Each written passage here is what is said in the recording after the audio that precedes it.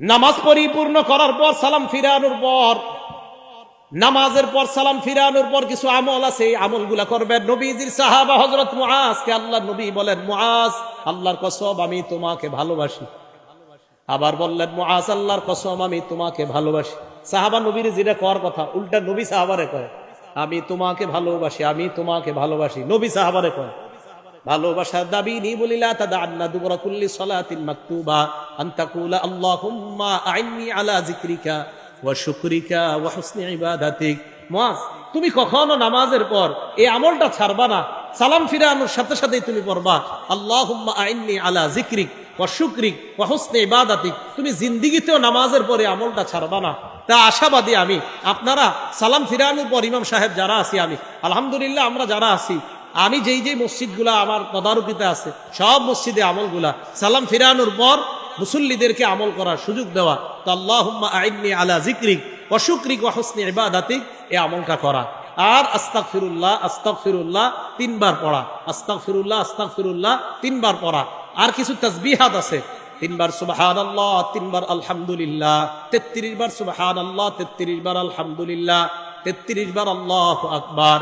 99 হওয়ার পর 34তম বারে পড়বেন, মানে 34তম বার মানে আল্লাহু আকবার 33 বার বলার পর 34তম, আর 3 33 99 হওয়ার পর 100তম বারে পড়বেন লা ইলাহা ইল্লাল্লাহু ওয়াহদাহু লা শারীকা লাহ লাহুল মুলকু ওয়া লাহুল হামদু ওয়া হুয়া আলা কুল্লি শাইইন কাদির। এই দোয়াটা যদি কেউ পড়ে, রাসূল আকরাম সাল্লাল্লাহু আলাইহি সাল্লাম বলেন এই 100 বার হওয়ার পর গুফিরাত খাতায়া ওয়া ইন কানাত মিসলা জাবাদিল বাহরি, সমুদ্রের ফেনা পরিমাণ গুনাহ হলেও তার গুনাহ আল্লাহ। আরেকটা পড়েন আমার সাথে, সুবহানাল্লাহি ওয়া বিহামদিহি, বাস এতটুকুই 100 বার হয়বা। এটা যদি 100 বার পড়েন, আল্লাহ নবী বলেন এটা পড়লেও সমুদ্রের ফেনা পরিমাণ গুনাহ যদি হয় তার গুনাহ আল্লাহ মাফ করে দেয়।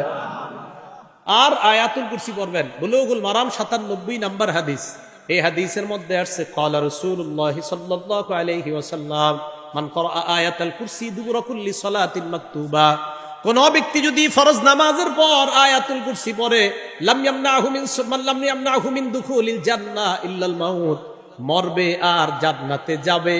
এই 2 জান্নাত আর ওই ব্যক্তির মাঝে ব্যবধান হলো মৃত্যুবরণ করা, মারা যাওয়ার সাথে সাথে আল্লাহর জান্নাতের মেহমান।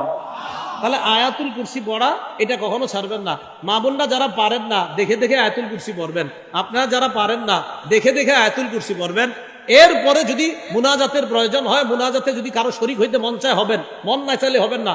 কোনো আলেম বলে না যে মুনাজাত নামাজের অংশ, এটা আপনারা শুধু শুধু ইমামদের উপর অভিযোগ দেন। তাই কি যে ইমাম সাহেবরা বলে মুনাজাত নাকি নামাজের অংশ? না, মুনাজাত ইমাম সাহেব করে ওনার মন মতো। আপনার মন চাইলে ওনার সাথে শরীক হবেন, মন না চাইলে শরীক হবেন না। মনে রাখবেন নামাজ আলাদা ইবাদত, মুনাজাত আলাদা ইবাদত। মনে থাকবে, নামাজ বলেন নামাজ আলাদা ইবাদত, মুনাজাত আলাদা ইবাদত। কোন মুসল্লি যদি মন চায় আমি মুনাজাত করবো না, আমি দাঁড়ায় সুন্নত পড়বো, আপনি বলেন আপনার কোন ইমাম সাহেব না করছে কোনোদিন?